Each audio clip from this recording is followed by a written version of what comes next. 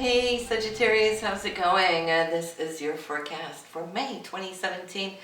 This month could actually be a game changer in some sense, on some level, depending on what you have in your own personal birth chart. That will of course come into play as well, but here in these solar charts, listen, the aspects this month here is really powering up on your relationship area, also on your creative area, but there's a lot of romance, there's a lot of motion, and there's also some surprises this month. Now, we have Mercury retrograde until May 3rd, so the thing is, we still do not want to buy or purchase any expensive items, especially things like software. And why I say that, it's because it is in your 5th house for joy and hobbies and so forth for those of you who play games, and you can just see that equipment can kind of like turn a little haywire under this time. So whenever we buy software, you might just have to return it if it turns out to be a little funky. But let's get going with what's going on. The sun is in your 6th house, so you'll pay attention to what's taking place in your day-to-day life, your routines. What works for you will stay with you.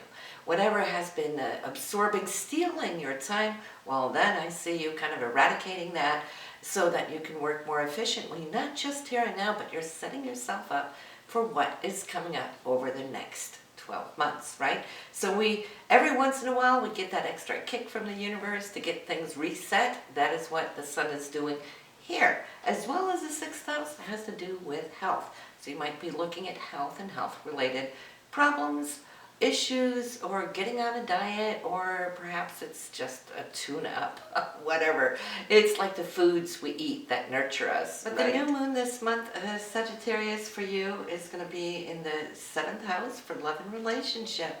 And let me tell you though, the good thing about that is new beginnings, all right? It's always new seeds being planted in this area of your relationship.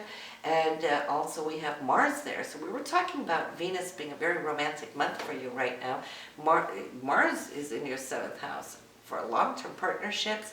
I'm seeing how all this energy now is going into this area, and it could be feisty because Mars is feisty, but you do well with that energy because you're a Sagittarian, right? So that's fire too. Now, in the sign of Gemini, means there's going to be a whole lot more communication. That's what Gemini does best. So you and your partner will have a lot of talks. What are you going to talk about? Well, think about Mercury retrograde in the 5th house, also romance, right? Venus is there, Mars is action, it's drive. It's more trying to figure out, where are you heading in your relationship? You know, is it moving forward well? Well, thank God, Mars is not retrograde and is moving forward. So I'm feeling you're going to be powering through everything relationship-wise here in May. Now, the new moon being there, that is when you place your intentions, right? That is May 25th. So what you have accomplished from May 1st through the 25th, and if you're feeling that you did get your ducks in a row, that things have been working out for you, that you feel more empowered by the changes that you've made in your direction, in your togetherness, well, then allow that to be your intention for that new moon, that more of this good stuff for the oncoming year, not just the oncoming month, the next new moon, but for the oncoming year, because that's where this new moon will be growing its roots. Next month, the new moon will be in your 8th house for shared resources, so that's different. So speaking of the moons, the full moon will be on May 10th, and for you, Sagittarius, it's going to be in the sign of Scorpio. That means your 12th house. So that is going to take center stage, where it will be the limelight of everything that has to do with your inner self, your subconsciousness, your higher consciousness, what's working for you behind the scenes. You might feel that you're dreaming up a storm of certain things, and that might just be flooded. So pay attention to your dreams around the 10th. That would be the 9th, 10th, and 11th. This is really a very active time for your astral body. So let's start top of the month, and you know what? May 4th is a day of vision.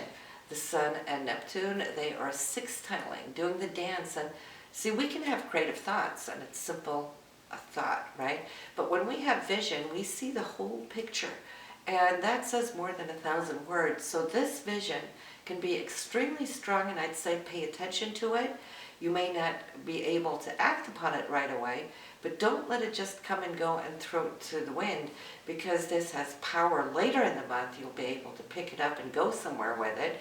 But on the 9th, we have the sun, that is you, and it's coming into a beautiful triangular aspect to Pluto. And Pluto powers up new beginnings, right? Also endings. But when it's in a good aspect, it kind of opens the door to those new beginnings. Pluto's in your 2nd house for money and income, so there could be an opportunity presented to yourself. And Pluto does never do anything small. Pluto's always big, it's massive, right? So this opportunity can really behoove you, and I feel for a whole long time.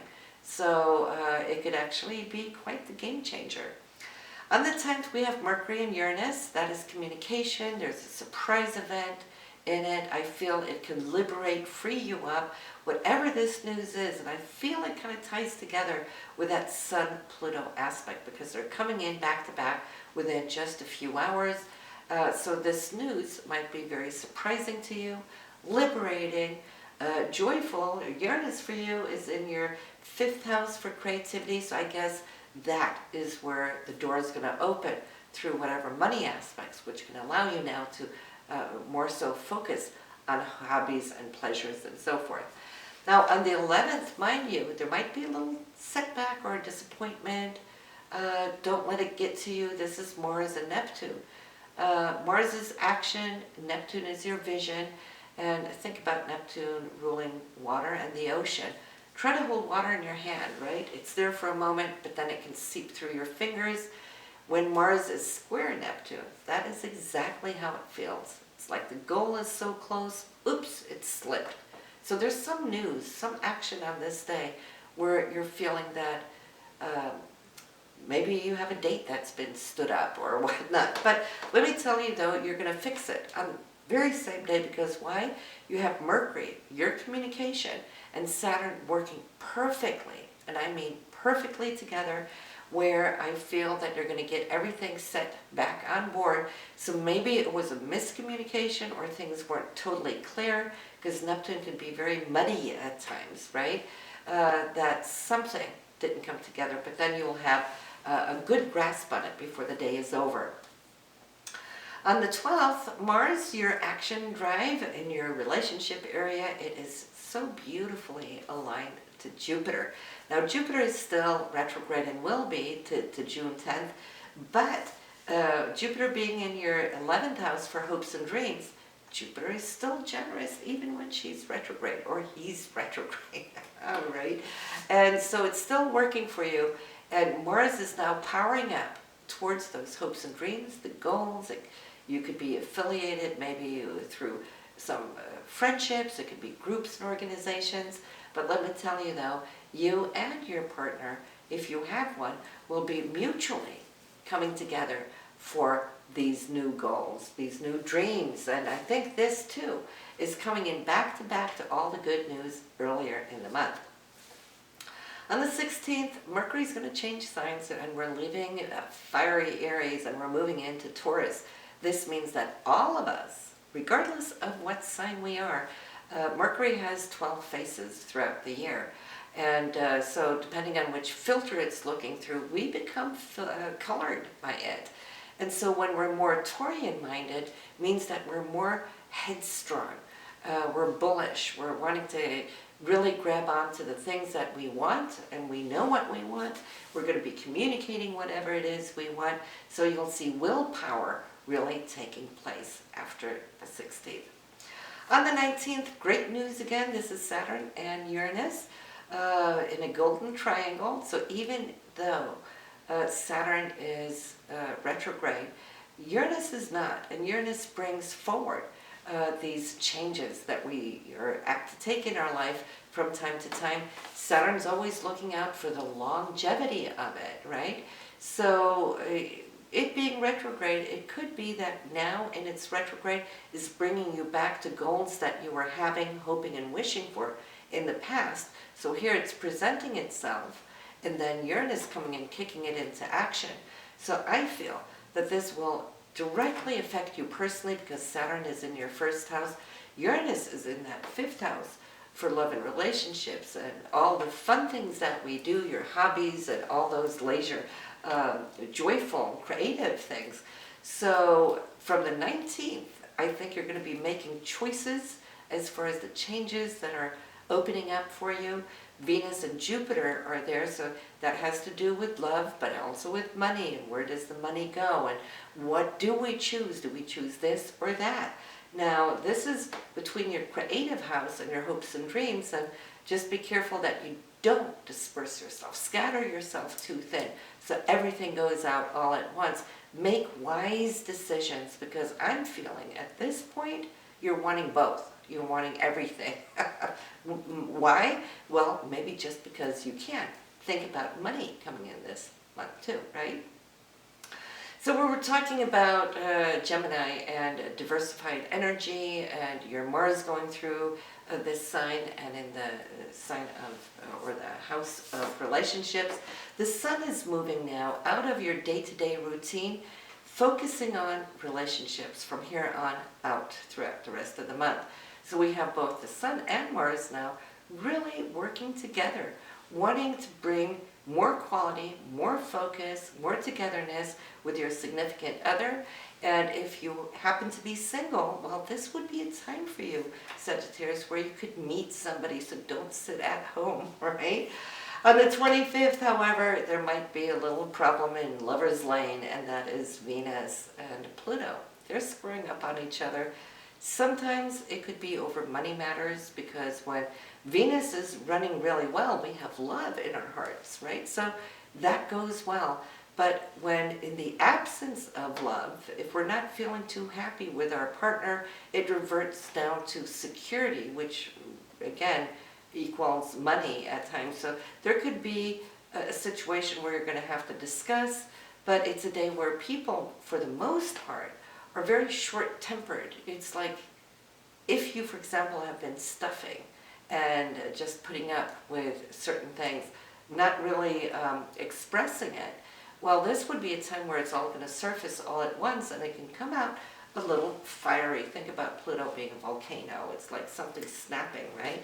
So lay low, try to have this discussion if it comes up in a couple of days. Just say, let's just think about it. Let's talk about it next week. You know, just try to smooth it over and then get to it, because it is an important issue, because either you or your partner, whoever is involved in this situation, has been holding it down and really repressing it. So that does really need to heal itself so it doesn't come up again at a later point. So make sure you do readdress it at that point. On the 28th, however, we get Mercury and Neptune. They're coming together at that same very degree that the Sun and Neptune did on May 4th. That vision that we were talking about initially. This is a time where you can communicate it. It's a time where you can negotiate it and get feedback from your surroundings. And I feel you're so happy, Sagittarius. There's so many things coming together for you right now. And I know you've been striving. I know that many of you have been treading water, getting nowhere yet. But when synchronicity comes together, it's like back to back. And I feel there's so many of those situations this month that you can take hold on.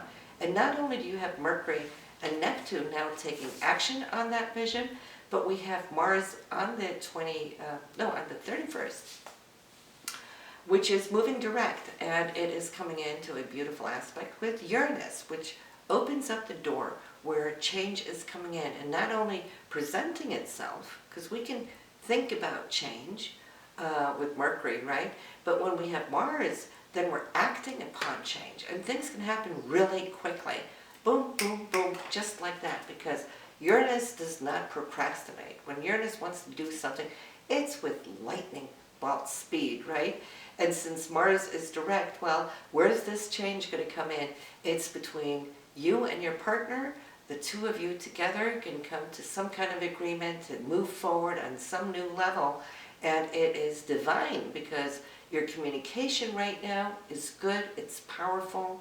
Mercury and Pluto also on the 31st, on the very same day, is in alignment here with the changes that are taking place. I see excitement, and I feel that whatever it is you're communicating now really holds an impact, okay? Because Pluto is a pivotal point of transformation and new beginnings. Whenever it's in a good aspect, it's new beginnings, not endings. And Mercury here is there to stipulate it, to communicate it, to share that news. And I'm feeling that you're ending the month of May in ways that you did not foresee, say already, not even in April. That's because of the new doors that are opening up, the opportunities that are coming in.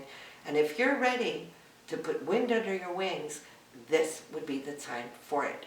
Not for all of you, of course, because it depends on what you have in your natal chart, your birth chart. I can't see that from here, but in our collective charts for Sagittarius this month coming up, wow. I hope it's going to be a great month for you. So good luck with that. I will see you again in